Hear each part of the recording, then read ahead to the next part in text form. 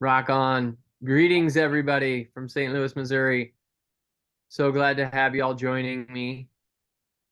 Already see some familiar names here. We're getting the evening started off with hopefully you're getting started off with like a hot cup of tea. If you're drinking a cup of tea right now, would love to know what kind of tea you're drinking. But we've got this icebreaker question of what is your special skill to survive the zombie apocalypse? Would love to see that in the chat. That way people maybe will get to know you a little bit better. Maybe there'll be some fun connections made.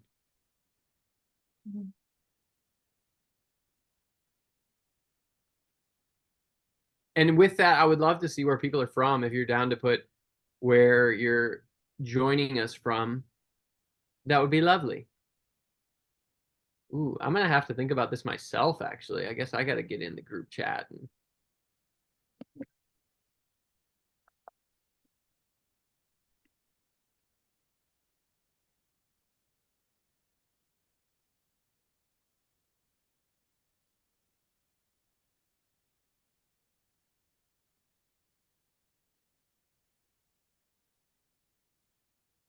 Okay, I see y'all putting what you're from, but I want to see some zombie apocalypse skills, y'all.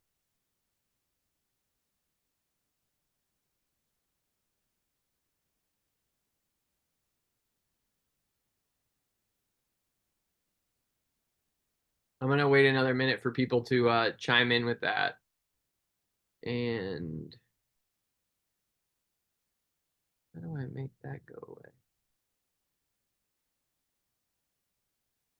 Okay, so let's talk about what we're getting into today. Well, first, I just want to welcome everybody and say thank you so much for taking some time on your Wednesday night at 7 o'clock here in Central Time, 7 o'clock, which is basically bedtime for me. So we are we're going to talk about plant sourcing, y'all, and this has been kind of like of all the things that I do in my work that I feel like the most geeky about and the most kind of years of knowledge where I've just poured over plant catalogs for 15 years now and bought so many random plants, so many of which never got planted in one of our jobs because it was too weird and I needed to plant it in my neighborhood or give it to a friend or something like that. But I feel really good about being able to share um, things about plant sourcing with you all the way down from geeky, weird perennial vegetables to wholesale fruit and nut trees. And I feel like we've had a chance to kind of do it all. And certainly, um, it's a lifetime of learning, and I don't know it all by any means. And I imagine that throughout tonight, we're going to see a lot of people hopefully sharing their experience so that we can kind of like collectively build knowledge here together, because I think that's really important. So we've got a few announcements, then we're going to do our presentation, and then we'll take plenty of time to answer any of these questions. I mean, please stick around with the questions, because if you've got any particular plant or any problem you need solved that I might be able to help with, I would love to be able to chat about any funky foodscaping plant that you're having trouble sourcing, or it's just there's a system that's not working for your business. Okay, so we're going to talk later about the mentorship course. We've also got a upcoming webinar, avoiding money sucking mistakes in the foodscape. Basically, I've kind of combed through the last 8 years at all the jobs, and there are many where I kind of what is it they say, like lost my ass, to be vulgar about it. I lost money, made terrible mistakes, which is another word for learning, of course. And I'm going to kind of just lay all those out. Here's my worst mistakes and all the times we lost money. Um, and tomorrow we're going to send out a nursery and lumber inventory template. So I'm going to show you all like the little, DIY Excel spreadsheet that we use to manage our plant inventory, and then we're going to share that with folks for free tomorrow. So with that said, let's get into it.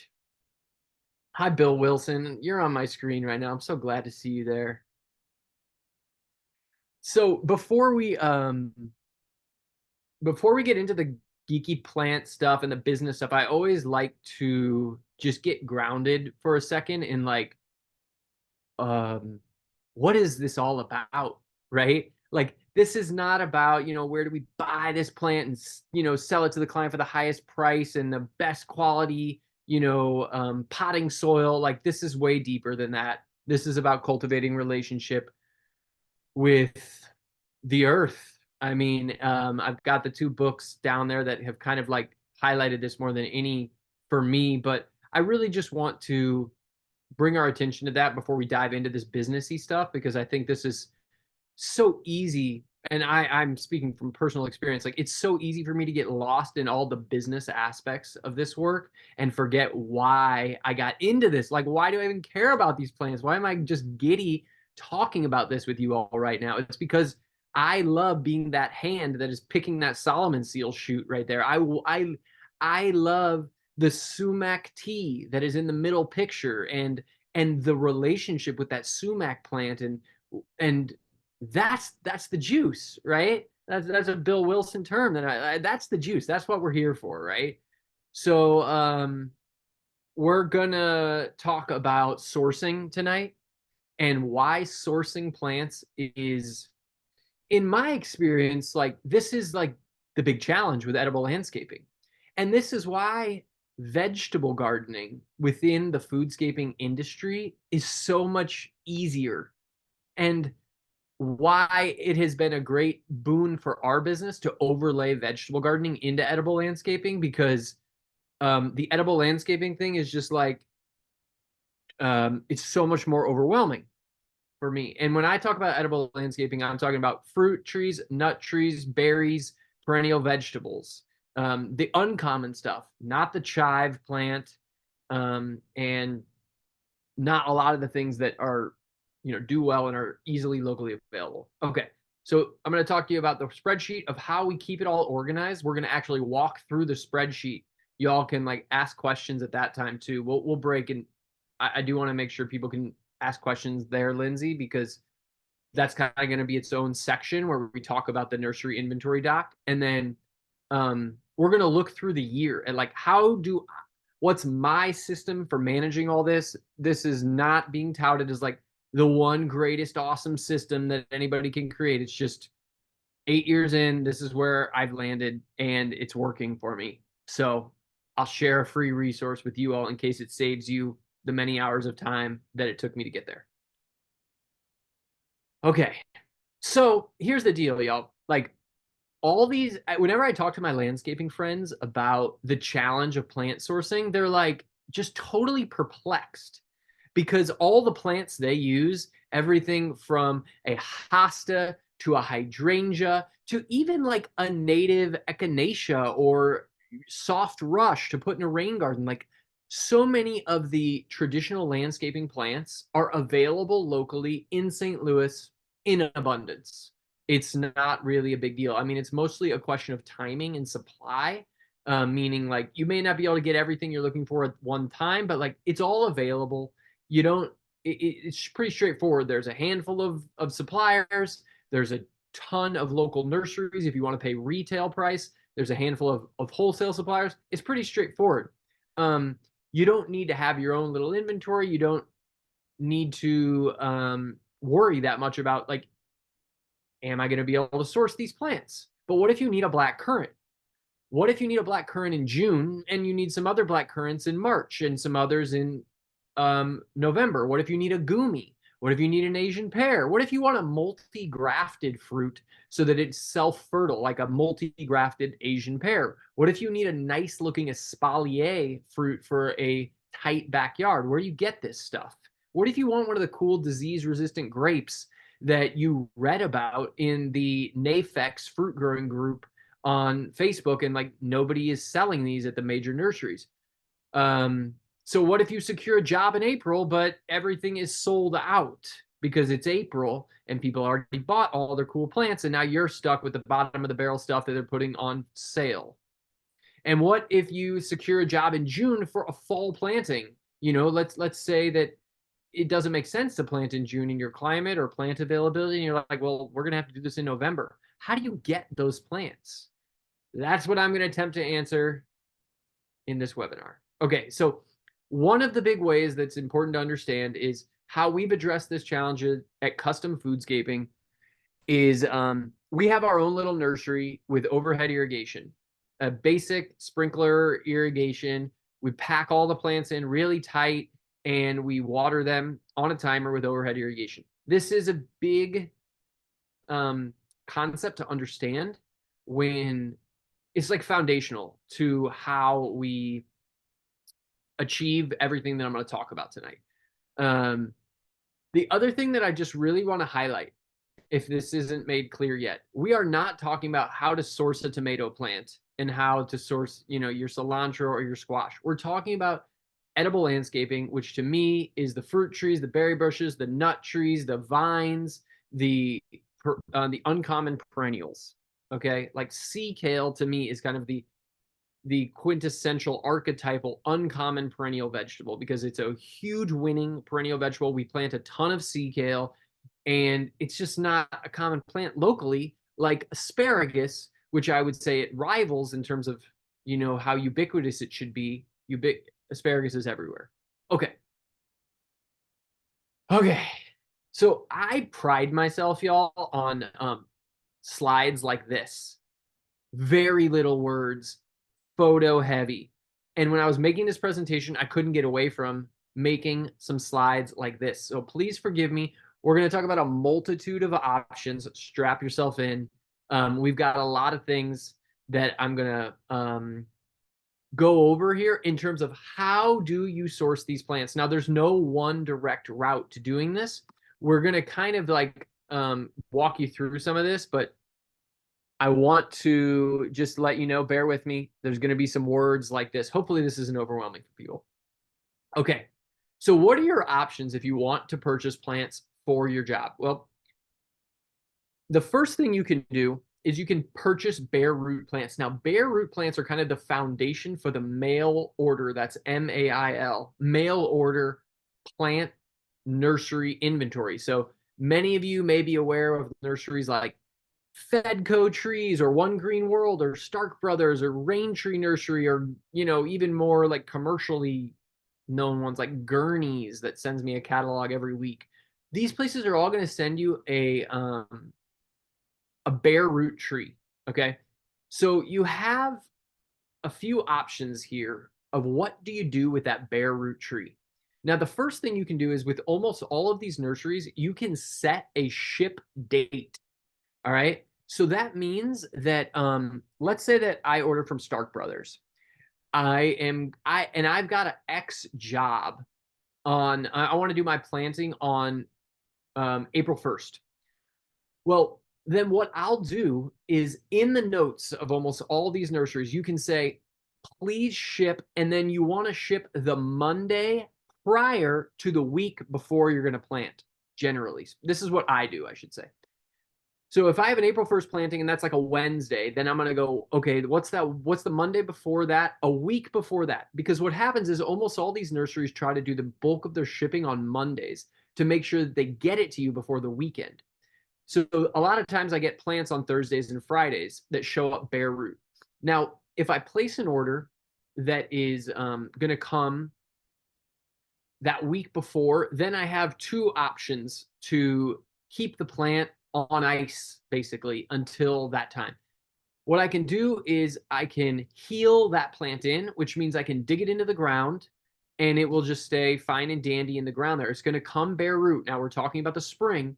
The plant is not leafed out yet when they ship it to you. It's still dormant. And so you can dig a crappy hole in the ground, stick the roots in there. All doesn't matter if you can be rough with them. Shove the roots in the ground, give it some water, and it's going to hang out basically on ice, usually for several weeks. The other option, is you can put it in a regular pot. If you're not going to plant that plant for at least like 4 or 5 months, like sometimes, and we'll talk about this, I'll be like, talking with this one client about apricots, and we don't generally grow apricots, but it seems like they're really going to be an apricot. Like we're going to plant some apricots, but I don't think we're going to plant them till this summer or fall. Well, then plant availability is going to be terrible. So I might just order that apricot and keep it in my nursery. And so then I can just pot it up in a regular pot. And we go to the compost yard here in St. Louis, and they have this bulk soil. It's called Growers Mix. And we have that at our nursery, and we just pot up plants, and we grow them in a pot, and then the plants will root into that pot. The other option there is a paper pot. Now, I'm going to talk more about that later, but a paper pot is basically made out of cardboard, and it's durable, rugged cardboard. The cool thing about this is it allows you to plant that plant for the next 2 years. What does that mean? You can plant it in a month. Let's say you get your plants on April 1st and you're like, well, so many of my gigs aren't till May. Like, what do I do for the month of April? I can't heal them in, because if I heal them in, when I pull them out of the ground to plant them bare root, they will already be leafed out completely, and they will be evapotranspiring, and they will be meaning they're losing water through their leaves all day, and they're starting to feel the stress of the heat of summer that's coming on. And so it can't be moved bare root anymore once it's not dormant. So what you can do is put it in one of these paper pots and pot that up in the paper pot. Now that paper pot, you can plant in a month if you want. You could plant the whole pot, right? Because you've never taken the bare root plant out of the pot. And then we jab a bunch of holes in the paper pot, and then that allows it to be planted directly in the ground. The paper pot will decompose. That same paper pot can be planted in the fall. And even plants that we potted up into paper pots last spring, they are still in their paper pot. They last at least a year, the ones that I'm going to reference later in this presentation. So that's to say that that system has worked well for me, is the paper pot, but they're not very cheap. So you got to be careful how many of those you use. You only want a paper pot if you are going to be planting kind of like anywhere between 3 weeks to 3 months after the time you get the bare root plant, because after 3+ months, like your plant is really well rooted into a regular pot. You don't need to spend money on a paper pot. However, the caveat with that is the root systems develop so much more beautifully in the paper pots, regardless. Like when we take these paper pots off and plant them, the root system, there's nothing root bound. It's a beautiful spider web of fine root hairs everywhere, and nothing, there's no wrapping, right? So there's a great value there. Okay, moving on. Purchasing plants locally, retail. Okay, so obviously local garden centers sell plants. This is oftentimes a limited selection. They might have some raspberries, they might have some blackberries, they probably have some disease susceptible apples and pears and peaches and things like that. They may not be the varieties that you want to plant. They may not be the ones I'd recommend. And a lot of times this is a limited purchase window, meaning they're available from, maybe in March and April. Excuse me, maybe in April and May. A lot of my context is being in St. Louis, Missouri, right? So a lot of you can ignore some of this stuff. But my window for mostly getting these things is April and May, and then they're sold out, and they don't restock. They can't restock. The wholesale suppliers who supply local places, they don't get other shipments in May for they're like mid-May, we're almost out of apples. Like, no, there's nowhere for them to get more apples at that point until maybe the fall. So a great thing to get retail is like very common things like berries. I would say blueberries, raspberries, blackberries. Those are good things to get locally generally. And a lot of times those places will offer a 10 to 20% discount for being a landscaper. So make sure you tell them, hey, do you have a wholesale, discount? I'd love to get established as a wholesaler, or excuse me, a contractor with your nursery. That way you get 10 or 20% off. And obviously that's nice. Okay. You can also purchase wholesale through a local supplier. Okay, what does that mean? That means that a lot of the bigger whole nurseries, like garden, when I say nursery, by the way, I'm talking about garden centers, like the places that you go and you can park your car and walk in and buy, anything, a hydrangea, a house plant, a tomato cage, a bag of soil, like garden center. So those places, some of them are incredibly well versed in what they call the trade, like the nursery trade. And they even work with plant brokers. And there are people out there whose entire job is literally they're a plant broker. They find plants and they help people source them. And they, because there's so many hundreds or thousands of nurseries out there, that these places that are sourcing tons of plants, a lot of times they work with a plant broker and then they're like, here's my million plants that I want for my garden center. Then they don't go out and necessarily place 100 different orders with one order at each different nursery, because it's just dizzying. So those people and those nurseries will oftentimes source plants for you. Of course, they're going to charge you their price, but they often have access to really nice plants, like bigger plants. I'll give you an example. Like, we plant a ton of pie cherry, Prunus cerasus. There is the North Star pie cherry and the Carmine Jewel pie cherry they're a part of the nursery trade, and I can get them in 10-gallon pots, and they're big and beautiful, and they're going to be fruiting the year after we plant them. I got those through a wholesale, through a local garden center that it showed that those plants show up on one of their lists.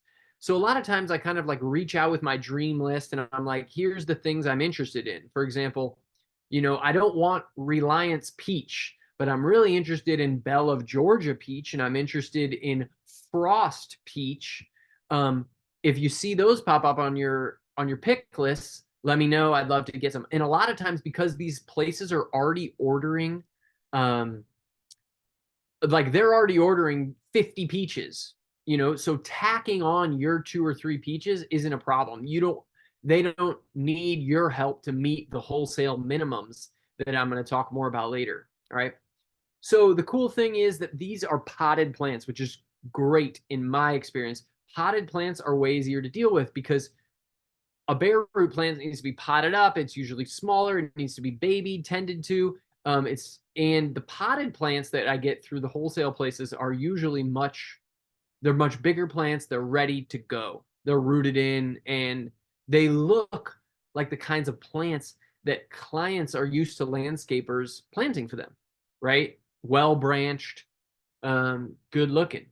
So a lot of times, of course, this is more expensive, which I would encourage you to not be deterred by. Like, everything that seems cost prohibitive is just a cost for the client, and just pass that cost on to the client, because, so many of our projects, at least at this point, 8 years in, like, we do very few projects that are under $10,000 at this point. Even something over $5,000. The difference between big plants and small plants is like $500 to $1,000. Between the $50 tree and the $120 tree.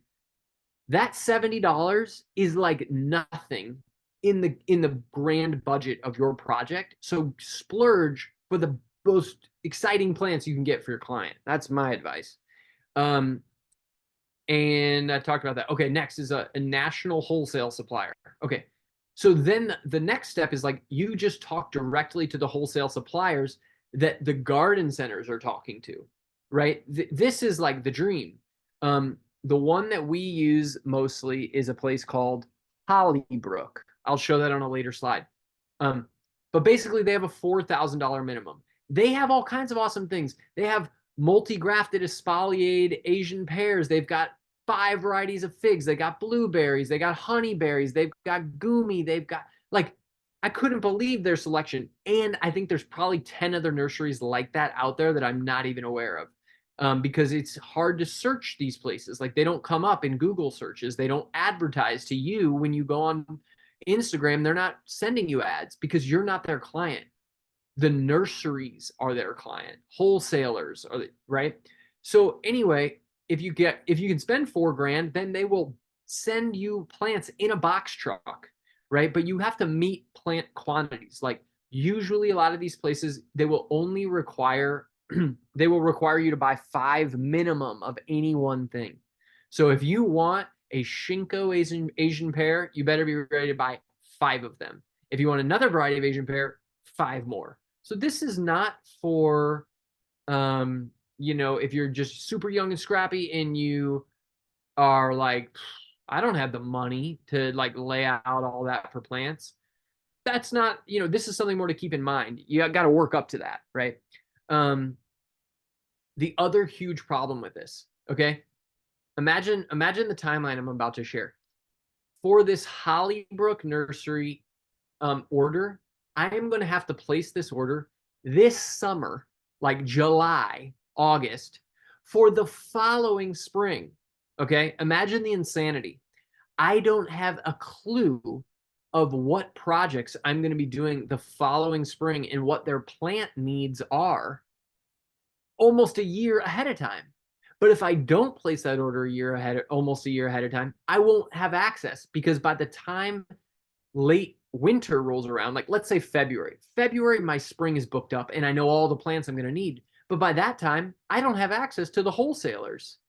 So it's like this whole catch-22. Oh, the other cool thing about the wholesale suppliers is the cheapness of the plants is crazy. Okay. Usually the prices from the national suppliers per plant is on par with what you would pay from a retail nursery, meaning that you could get like a bare root small tree for maybe like $35 at an affordable place online. So like somebody like, Burnt Ridge Nursery, a place I love to buy bare root plants. Burnt Ridge will probably sell you a grafted apple for like $35 or something. That same grafted apple variety will come through a national supplier. It will be 3 times the size and like flowering when you get it, right? It's going to be in a huge pot. And so what's my point there? The point is that you obviously like you can get way cheaper plants by direct wholesale. So even though I have to spend $4,000, I can get a lot of beautiful plants on the cheap compared to like paying retail prices. All right. So other options. Potted plants that are not wholesale. Edible Landscaping Nursery is kind of the OG spot for this. They're in Virginia. They're one of the only places that is doing this. Like, they sell everything potted and they ship, and they have a great selection. And I especially love that they actually care about like pest and disease resistance, and they share personal anecdoted descriptions of their plants. They're not just these like regurgitated, plant descriptions that you see on every single website about like the same plant. No, so I love them for that. They're not very cheap and the website's not awesome, and the availability is constantly all over the place. So there's definitely struggles with Edible Landscaping Nursery in terms of like reliability, but I love them. I love what they're doing, and they will ship you a potted plant in August if they have it. You want a weeping mulberry in August, they'll have it. They'll send it to you. That's pretty cool. And there's very few places that will do that. So if you sidebar tip, let's say that you've got a client you're working with in July and you're like, you need this job like ASAP. You got like a fish on the line and they're like, well, can we do this project next month? And you're like, yes. And then you think to yourself, I have no clue how I'm going to get those plants. Edible Landscaping Nursery is your go-to. Now, here's my recommendation. When you're working with that client through the design phase, choose plants that you can get from them. They have a ton of cool plants, right? So maybe they're maybe you've got a spot for a cherry or a peach, and you see that, Edible Landscaping Nursery doesn't have the peaches, put a put a cherry on the design, right?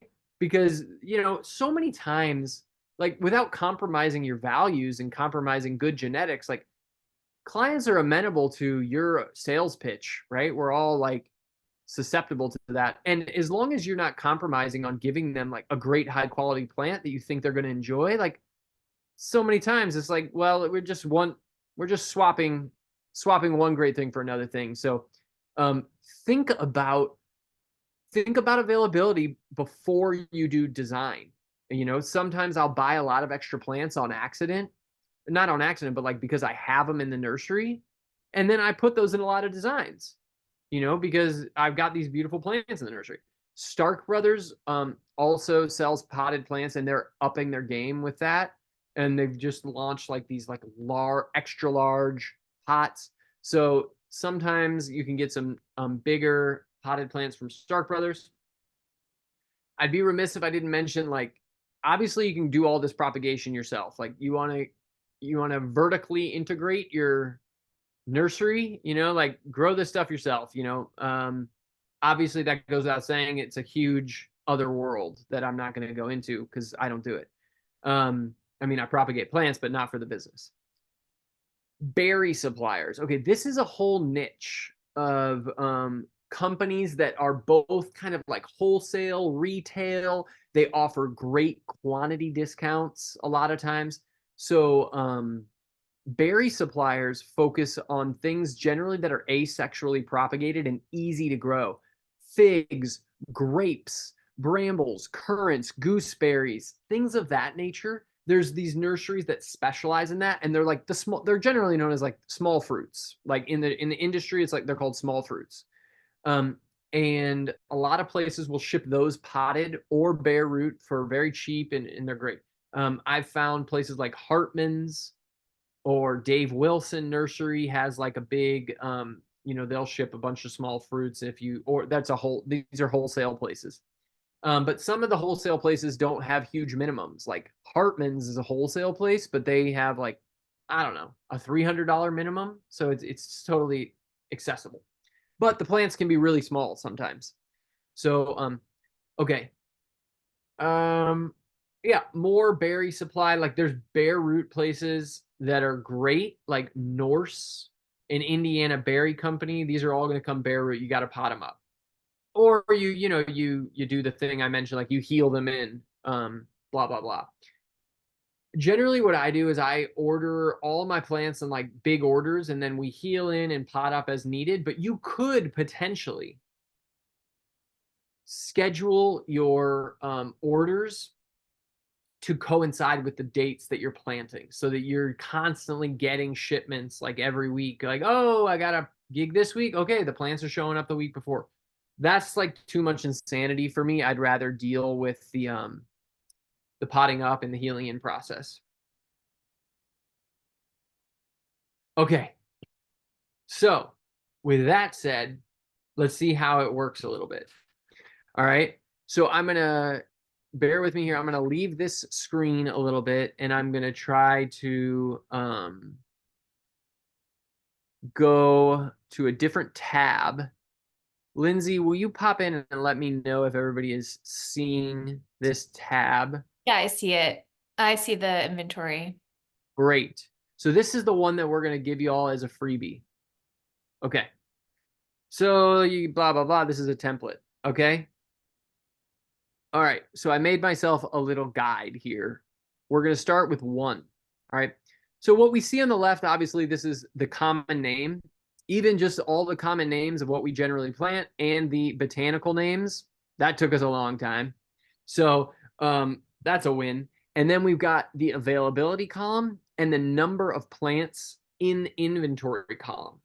Then we've got a breakage here. And then here we've got all the clients. So we start filling in all the clients. So I'm just going to do Lindsay. All right. So basically, let's say I'm working with Lindsay and she just she just gave me down payment.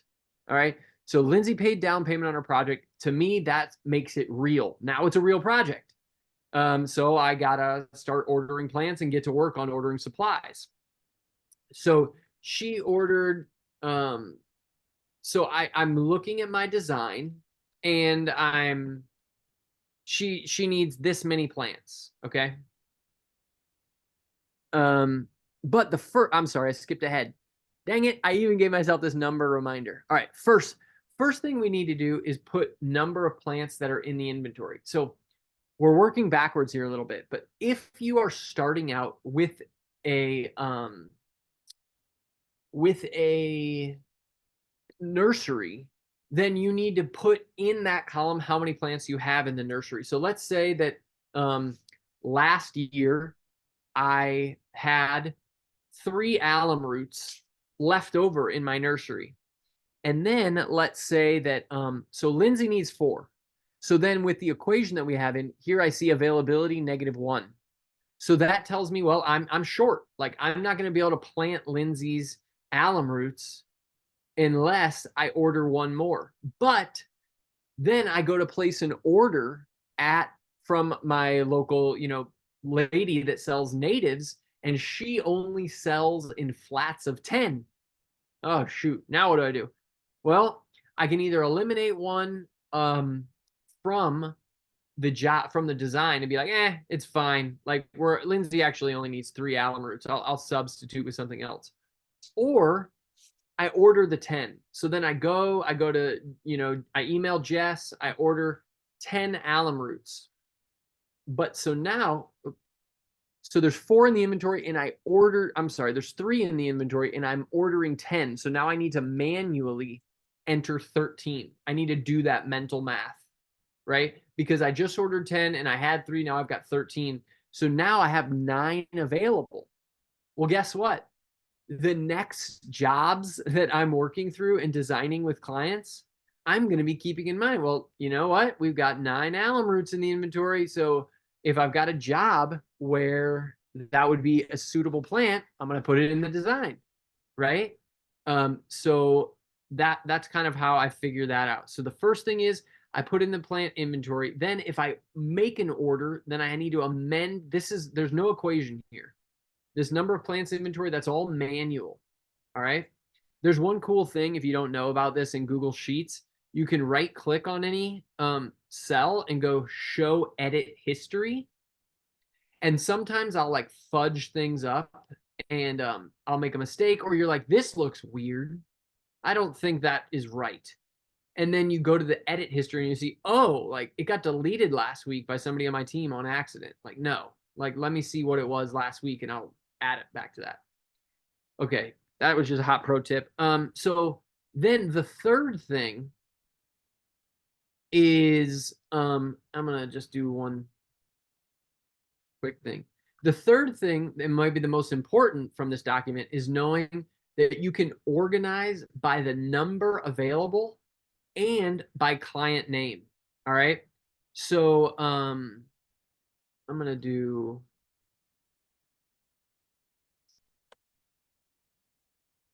bear with me for a second. All right. So let's say that I want to find what do I have in my nursery that I have extra of? Like I'm designing this huge food forest. What do I have extra? Well, I'm going to go to this column and I'm going to organize A to Z. That wasn't the right one. So I'm going to go Z to A. Okay, great. So now that I'm organized Z to A, I can see, whoa, I've got 44 Sylvetta arugula. I've got 42 big leaf aster. I've got these plants I'm extra on. So I can start to think about how am I going to incorporate those into jobs? And if I can incorporate those into jobs, how can I sell them to other people? We'll talk about that later. So that's really important, especially when you have like a huge long list. Right now, for example, we're planting every day. We've got gig after gig after gig. And let's say that we show up to a gig and I'm like, oh shoot, like we don't have enough plants. Like we're short. And so then I want to think to myself, well, what do I have extra of? So then I go to this column and I'm like, well, we got a lot of big leaf aster. Are there any spots in this yard where I can add big leaf aster? And blah, blah, blah. So it gives me the information I need to know about what I have extra of. The second piece is I can do this by client. So a lot of times, like imagine, we're going to leave this spreadsheet for a second. And I'm going to actually take you to, at risk of, this could look terribly crazy, but this is the document I'm use every day. Are you still able to see this now that? Yeah, we can see it. Okay. So check this out. This is like our spring right now, right? So you can see there's 1,000, like we've got all these clients, right? These are and then this is what's available, what's in the inventory. But let's say that I need to go pull, here's Rebecca Turner. Let's say that I need to go to the nursery because we're planting next week. So if I have a job next week, I pull those plants on the Monday prior. So I would have already pulled those plants on Monday. And I go, and when I say pull those plants, that means I either want to be picking them up from the local nurseries or I'm pulling them from my nursery and I've already received those deliveries. Because with my business, it's like I can't just get my plants from one place, and they certainly won't deliver to the job site. And so I have to, in my market, like I have to get these plants together ahead of time so that I can go to the job with all the plants I need. How do I know what to pull? I'm just going to organize this A to Z. I'll do this, and then I can kind of zoom over.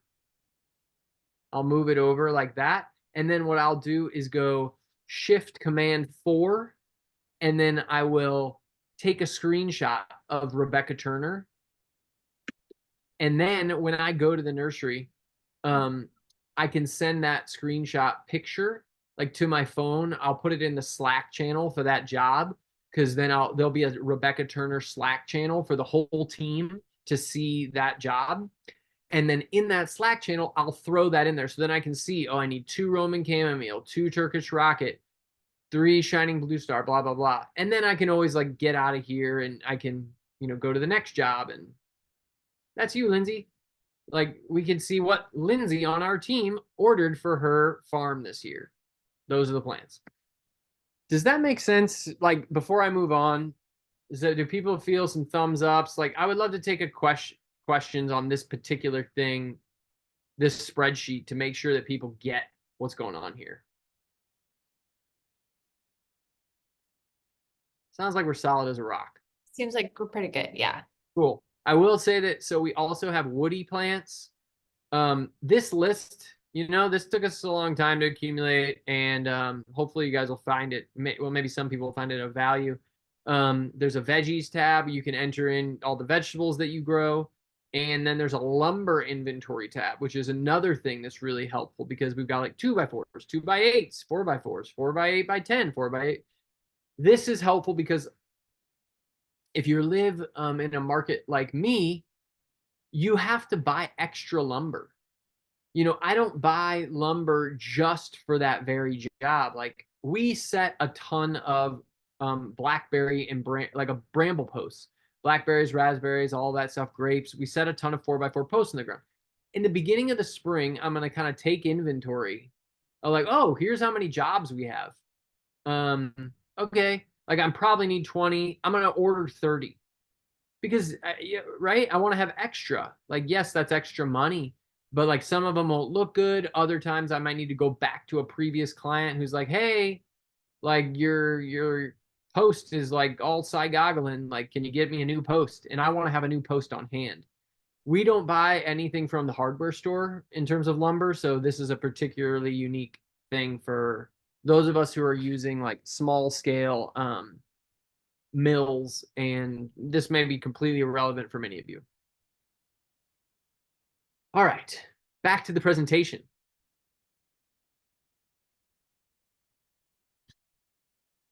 How did I get all the way here? Okay, let's take a look throughout the year. So I just want to kind of run you through like what my year looks like. So we're going to start the year in the winter. So what I do is I take inventory of everything that I have. So I'm literally walking through our little plant nursery and I write down 3 Regent Serviceberry, 2 North Star Pie Cherry, 4 Trifoliate Hardy Orange. And then I enter all those inventories into the inventory doc, right? So I start filling those all out. Then in January, I start placing orders for generally like everywhere except the real wholesale places that I mentioned.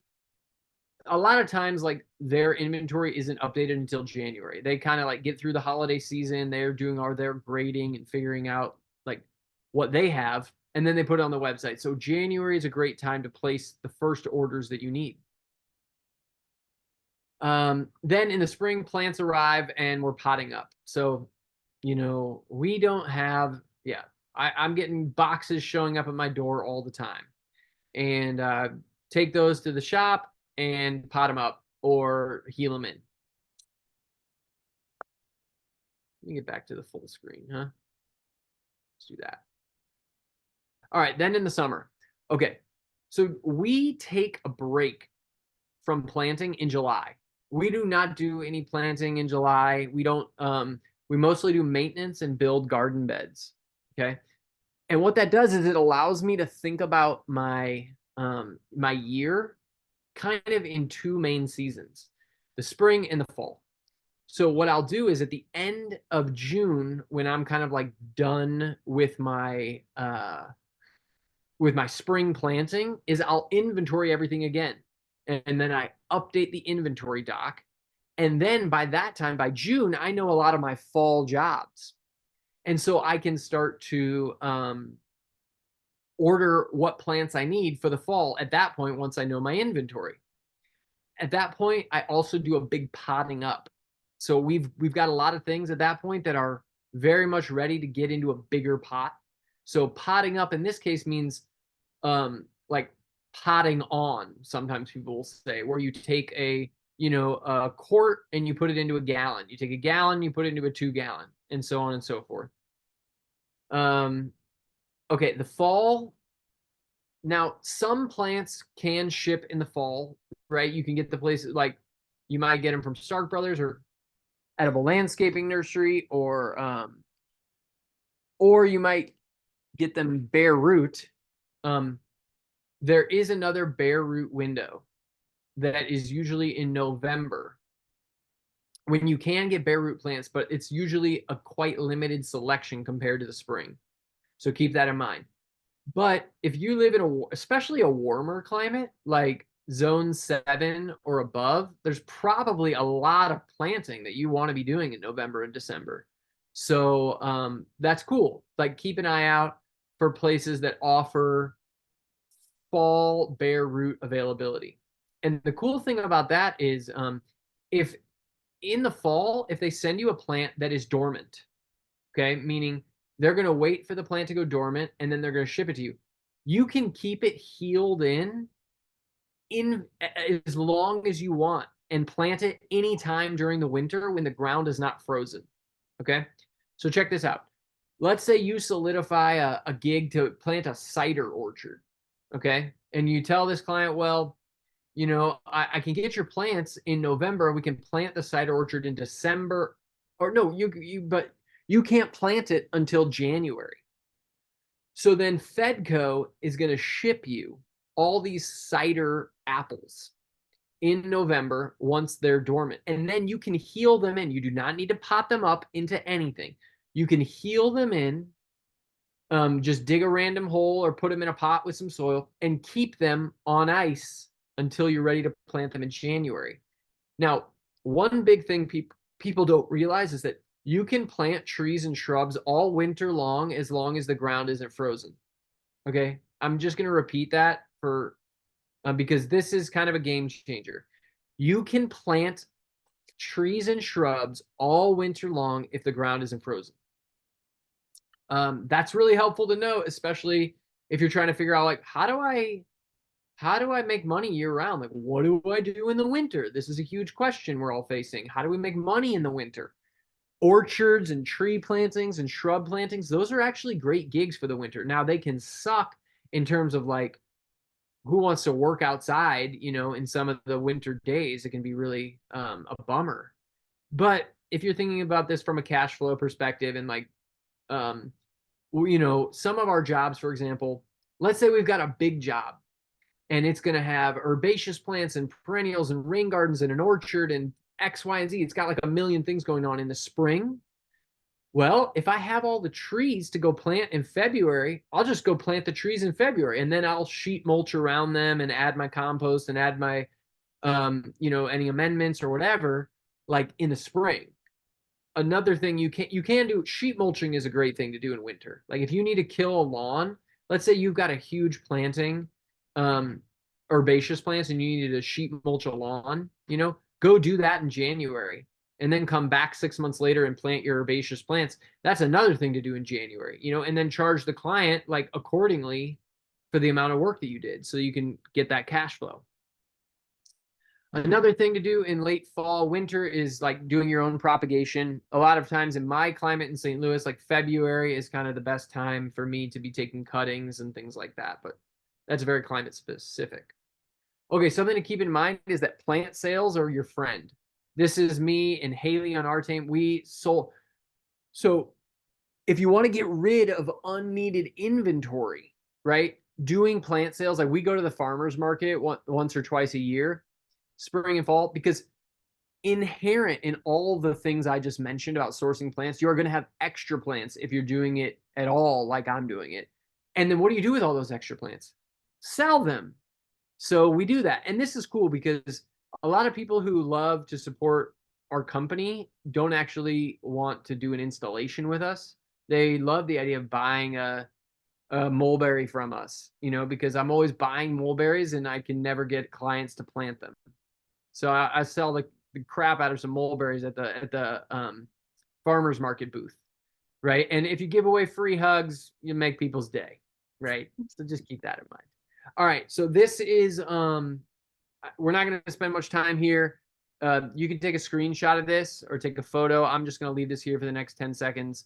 But yeah, this is just some of the this is a snapshot. This is not comprehensive.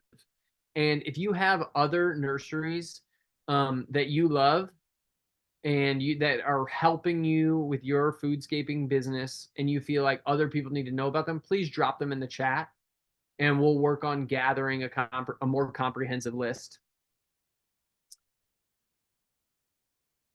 Matt, I'm dropping our blog post where we have quite a few. Cool. Thank you. Hey, y'all, one thing I don't think I talked about is bare root herbaceous plants. In the bottom right-hand corner, you'll see some nurseries like Edible Acres.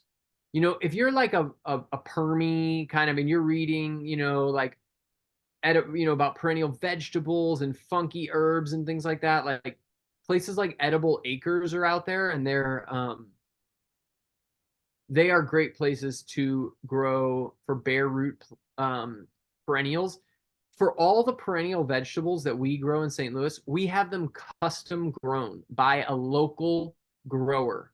So we tell this one nursery who have a good relationship with how many sorrel plants we need, how many purple asparagus plants, how many Korean celery, how many sea kale, how many Turkish rocket, every weird plant that you have heard of. They grow it out specialty from us from seed. We're on the hook to buy a whole flat.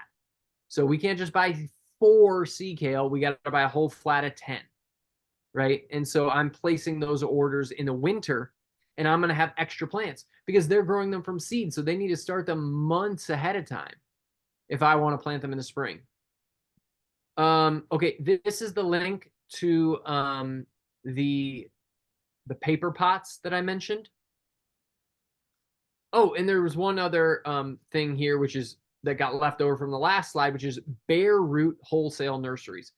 There are many nurseries that have incredible selections of fruit trees, berry bushes, all that stuff. but they only ship wholesale bare root. These are a few of them. So Dave Wilson's might be the most comprehensive list in the country. From what I've seen, it's huge. Behringer is amazing, like super low prices, but you have to meet the minimums. Adams County Nursery, I've ordered so many beautiful plants from them, but that they also have like kind of a wholesale deal, and they seem to always be sold out. But if you come across any of the Amish or Mennonite folks, which I think Adams County is, they seem to know how to grow one heck of a plant. So I have had great experiences with many different Amish and Mennonite owned businesses. Whew. Have I done a lot of talking? I feel like I've done a lot of talking.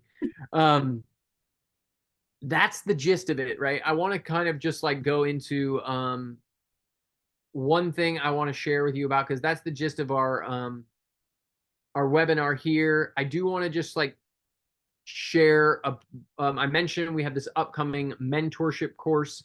We're going to have 2 tracks of the mentorship course. The first track is this live track where like people are going to literally meet live every other week with me to go over. I've got all these presentations already recorded. There's going to be a cohort of people. So if you're looking to like be in a cohort and get peer support, this is it. We've got the 10 recorded lessons. We're going to meet each week to talk about those lessons and to like workshop them, feedback, answer questions. We're going to have our own private Slack group so that people can like upload pictures, questions, audio messages, whatever. We're going to do that all through Slack because it's really easy. That's going to be our own private group. You'll obviously have lifetime access to all the sessions. This is all about like, yeah, like creating something that I wish I had basically when I got started. You know, I wish I had like, to me, somebody who I could kind of like answer all my questions and was kind of on the hook to like talk about the nitty gritty business stuff. I was so blessed. Like Jeremy Lekich at Nashville Foodscapes, he'd been doing this for years, and he was so kind to like have a few conversations with me when I was getting going. But like, this is more than a few conversations, right? This is like, I am there for whatever you need.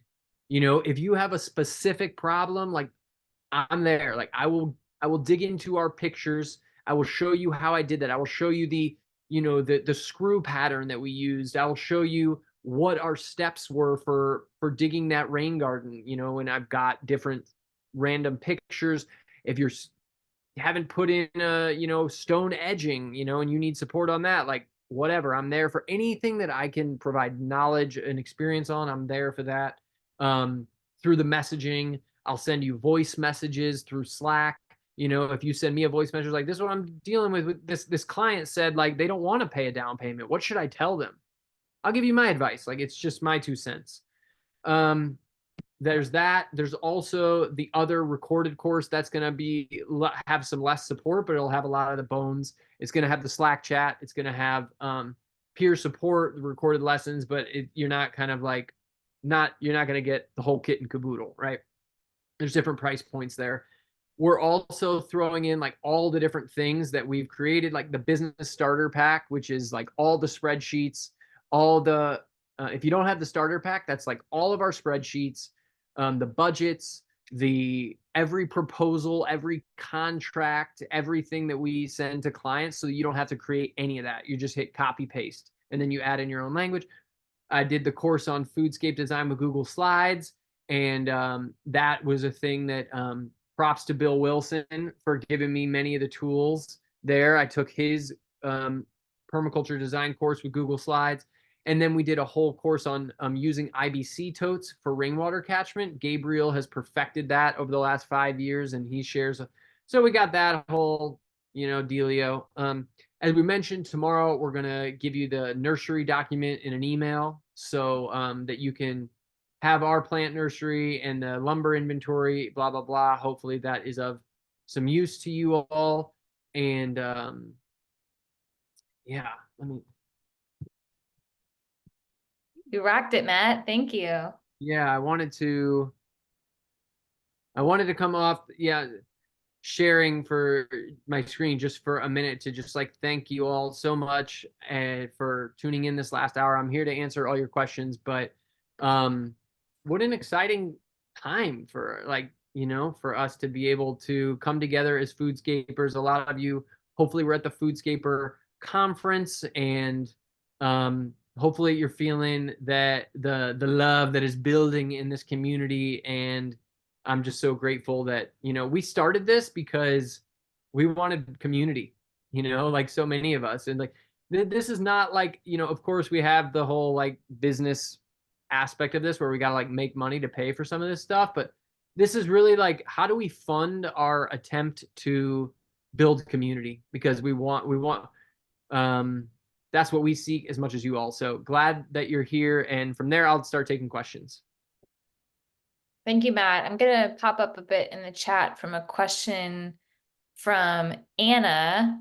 She lives in the Pacific Northwest and is struggling with her tree roots rotting in pots if kept over the winter, in her very wet Pacific Northwest climate. So if you have tips or maybe storing them in a greenhouse, thoughts on that? Yeah, I don't know. That's still climate dependent. We don't have that issue. I mean, the first thing that comes to mind for me is using a potting mix that's incredibly well draining, you know, like super, like it's going to require some amendments of really well drained soil components is the first thing that comes to mind. But that's a thing I hate to say it that I would pass the buck on and say, ask a local expert.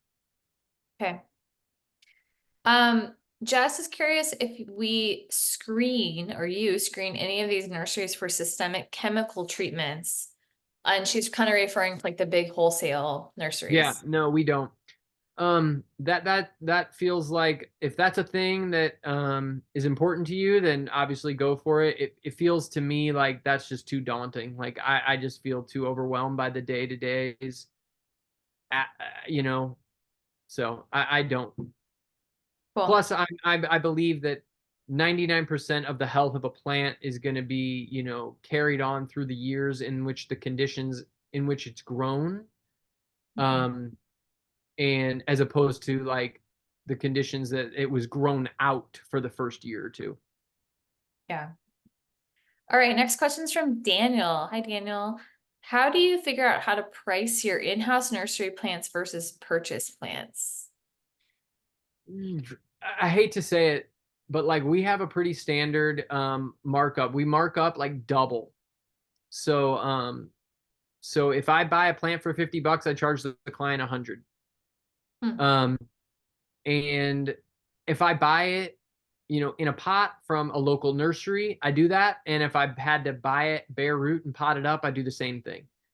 That's because it's just insanity to like do a different price for every single plant. I mean, so many times we're planting, you know, dozens of plants, and I can't figure out, I can't sit there and be like, well, this plant, you know, we potted up and it's, oh, this one we got this way. Like, I can't, you know, just to standardize. So, you know, so some clients are getting a good deal and some clients are not, you know, but the idea is that it kind of evens out, you know, in the end. Yeah. Okay. Thanks. Next question. What are your most successful ways to maximize profits from plant sales? Are farmers markets worth the time versus neighborhood sales websites? Farmers market's where it's at, but this is so dependent, right? Custom foodscaping's been around for 8 years, and we've actually put a decent effort into our social media. We have like a small but mighty following, right? So we have the power at this point to do a local plant sale and stand on our own 2 feet. I think if we did a local plant sale at our shop, you know, it just, we could do that. You may not have that power yet, or you may not even seek to have that kind of network, in which case the farmers market to me is, you know, the best option because you don't, well, yeah, where else are you going to sell them? Some Yeah. people do it like Facebook Marketplace, like plant by plant. That's just crazy to me. The amount of admin and logistics time, but maybe that works for your lifestyle. Yeah. Um, why do you want bigger trees? Asks Dawn. Harder to plant, harder to establish is what I've always heard, she said. True and true. Yeah. Um, that's what the clients want, Yeah. is the short answer. And a lot of times they are much, they're so much bigger that they are closer to harvest. I mean, when I think about some of the bigger trees that we can get, like they're harder to plant. They don't like I prefer bare root over a potted plant for the long game. Like the 5+ years, I think that the bare root plant is in a better place. I'd rather plant than bare root. But clients are just kind of like, what? Like that's a stick. Like Hmm. I and like a lot of times our trees need to stand up to, dogs, and we're planting at schools. They need to, stand up to people, and they need to look, for better or worse. Like if you're planting for clients, like when you show up with a plant, no matter how big they are, it's going to look empty. This is the wow factor that comes with a raised bed vegetable garden is not achieved through plants, because even if you show up with the big plants, it still looks kind of empty and not filled in, and they're like, well, now I gotta wait 3 years, and you're like, now you wait 3 years, you know so if you can reduce that wait of the 3 years, and give them some like excitement to engage with the landscape, and that's a good thing. We like do a lot of tickling of the roots to make sure that we really disturb those pots and get those plants like established in their new homes. But yeah, that's just me. Like that's my system. Like if that doesn't work for you, go with the smaller bare root ones. Yeah, do you offer, as is my question, do you have you found like a communication style or message that helps prepare people for when the install is done and they just put $10,000 down and there's like little sticks? Ah, if it seems like a hoity-toity client who's never really dealt with this niche industry that we're in, then I'll like definitely let them know, like, hey, everything we plant is really unique and we can't get them through the standard supply channel. So things are going to come small and they're going to take a few years to get established. I just want to make sure you're okay with that ahead of time. But a lot of our clients, like, they kind of already get it. Yeah. They get that like this is a very different world that we're in. Yeah. Cool. All right, Lucy's asking, does that plant markup include labor and amendments for planting? Good question. It doesn't include the planting itself. It just includes the price of the plant. So if I have to go plant, 10 apple trees, and each tree costs me $50, then I charge the client $100 for each tree. And then in the labor budget, this if in our spreadsheet, then we have like a labor tab or a spreadsheet. I'm calculating, well, how long is it going to take me to plant 10 trees? Well, okay, it's going to take me 15 hours. So then I log 15 hours of time, and then in the materials tab I log the amendments that I'm going to need to be adding, and included in applying those amendments, that's added into the labor time. So if I'm planting 10 trees and it takes me 5 minutes to apply amendments to each tree, then I'm going to add in, the requisite amount of labor time. So Yeah. kind of everything is broken down into its own section. Okay. Okay, good. Another question from Dawn. What kind of warranty do you offer on your trees? None. Um, Mostly because so much of plant death has nothing to do with what we do. You know, we tell people, like, we send them a thing after the install, and it's like, here's how to take care of your foodscape. And again, like a lot of our people, like they're not completely checked out of the fact that like you gotta weed, you gotta like, if you tell me that like you're gonna keep the deer away, well, like you gotta keep the deer away. Like that's not on me to fence it off. If you tell me that you're like, our dog is outside, like there's never deer that come back here, we don't need deer fencing, I don't want to pay for the deer fencing, and okay, that's on you. Like, so many times, like kids are playing basketball and they like break a tree or trample a plant, and it's just like, here's the deal, like I replace plants for free all the time for clients. because I think that's smart business, right? I'm constantly like, you email me and you're like, oh, my beloved pear tree died. Within the first year or two, like I'll go replace a plant for free. Assuming that it's just like they didn't say I killed it, you know. Um, because of course, like I want to maintain the relationship. I want them to be on our maintenance plan. I want them to tell their neighbors. I want them to write us a good review online. Like I want them to think that we're, like there for them. And we should be. Like I think that's just good business. Yeah. Cool. All right, Jennifer is asking, do you keep your potted up plants in a greenhouse in the winter, or do you need to insulate them more if they're outside? No, we just bundle them all together and kind of throw some mulch on top. And for the herbaceous perennials, we buy the heavy duty row cover, and we bundle all the plants together. We put a little bit of mulch on them and then put heavy duty row cover over everything. Okay. Meg is asking, do you source and install crops you haven't tasted yourself? Are customers cool with that? Yes. I mean, well, I geeked out on this stuff for years before I started a foodscaping business. So I had tried everything, mostly everything. And but yeah, like clients are gonna have to take a leap of faith. Like Yeah. most of the time they're down, and also like read your client, like ask questions in your questionnaire, like how adventurous are you when it comes to unique fruits? Like, can you see yourself eating flowers off of plants? Like, read the client. And if they're like into the funky things and they say like, I've never met a fruit I didn't like, boom, throw in all the funky fruits. If they seem super vanilla about like their choices, stick with the apple and stick with the raspberry and things that they're going to feel comfortable eating.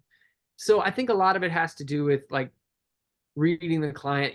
Then there's other things like serviceberry, right? Like for us, we plant a lot of serviceberries. Very few people have eaten them, but when I tell them it kind of tastes like it's like a blueberry with a little seed inside that tastes almondy, they're like, that sounds great. Yeah, let's do it. Like they don't need that much more convincing beyond that. Yeah. Okay. What plants would you recommend to focus on for someone wanting to start a small permaculture edible nursery? I would say go to Edible Acres, Okay. Edible Acres Nursery, and look at the stuff they're doing. Edible Acres, Edgewood Nursery, Twisted Tree Nursery. Those are the three that I listed on that slide. Those Yeah. are the three places that are doing like those are the cool permaculture nurseries in my experience. And that those are going to give you really good ideas of what's easy to propagate, what's like like things like comfrey and currants and gooseberries and grapes. Like these are very easily propagatable plants. Mhm. Sweet. I think that last question is more of a comment. So I think we're actually, oh, one more just popped in from Daniel. Do y'all install much of the super nerdy stuff like habit? I can never habit. How do you say that? Blitzia? Yeah. Uh, Yeah. some, a few projects a year. Like we if I'm planting a lot of Hablitzia, which is also known as Caucasian mountain spinach, then like I've got a nerdy food forest client, and there's somebody who writes in and they're like, I want a food forest, and they don't just want the fruit tree with the chives and the lavender and the oregano. They want like the things that make me happy, get me excited. That's only a few a year, and I special order those plants from our, supplier, and they grow them out. But now I'm forgetting if that is that the answer to your question, Daniel? Yeah. I think so. Yeah. Cool. Guys, we finished. Oh, We're wrapping let up me let me right. um Okay. let me add one more thing there, Daniel. A lot of the funky perennial vegetables, everything from sea kale, Turkish rocket, Hablitzia, sweet Sicily. I mean, the list goes on. And a lot of these things are really easy to start from seed in a small area of your yard. You don't need a greenhouse. What I do every winter is I get out some flats, like 32 cell tray flats. I put them out in the open, and then I will winter sow those seeds. If you winter sow those seeds, they will stratify, and then they will germinate in the spring. And it took very little space. And then, if I need to pot those up, I can. Like, those are really fast and easy to grow from seed. If you do have a greenhouse, even better, because then you get better sized plants for spring. But sometimes I never end up planting them because I'm like, I didn't have the jobs. Like the food forest gigs I was dreaming of never came through. I give them to friends, or just plant them in my own yard. But it only costed you a few seed packets and a few hours of time to get all those sown. The only thing you need to know about that is, like, I'll put hardware cloth over all those seed trays to make sure they don't get dug up over the winter. Sweet. Okay, guys, I think that is a great place to end. Yes, Dawn is asking, I will send details tomorrow about the mentorship, a recording of this conversation, and also our inventory template that we're giving for free to you all. Matt, that was amazing. I learned a lot, and I've been doing this with you. So thank you so much. I'm sure we just got such nice feedback. Matt, you'll have to scroll through the chat and read, Oh, just cool. really generous, sweet. Yeah, I think this was really a needed conversation that people are, yeah, really hungry for. So thank you so much, Matt. Cool. Thank you all for being here. I hope everybody gets really great night of sleep tonight. It's Matt's bedtime. Oh, thank you all so much. Super, super sweet. And thank you all for showing up on a work night. Yeah. Yeah, Thanks. Bethany says this has been my biggest concern in starting my own business. Great. I'm so glad you're here. All Thank you right, all. y'all. I'm gonna look at some of your comments before I Yeah, close this up, but hoping everybody has a great night. yeah. Soak up the love for sure. And I'll be emailing you all tomorrow, so coming in soon. Sweet. We had good attendance with this one too. I'm gonna stop recording. Let's see here.